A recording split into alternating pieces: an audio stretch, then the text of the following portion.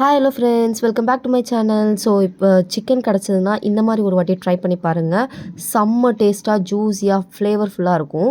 So masala first சிக்கனுக்கு தேவையானதெல்லாம் அதில் போட்டு நம்ம வந்து மேக்னேட் பண்ணி வச்சிடணும். இஞ்சி பூண்டு பேஸ்ட், மஞ்சத்தூள், உப்பு, கார மிளகாத்தூள் 2 டேபிள் ஸ்பூன் போட்டு ஒரு ½ அன் ஹவர் மேக்னேட் பண்ணி வச்சுட்டு, அதுக்கப்புறம் ஒரு வானல் எடுத்துகிட்டு கொஞ்சோண்டு எண்ணெய், சோம்பு, ஹோல் ஸ்பைசஸ், 2 வெங்காயம், 2 தக்காளி, இஞ்சி பூண்டு பேஸ்ட்டு போட்டு கருவேப்பிலை போட்டு நல்லா வதக்கி எடுத்துக்கோங்க.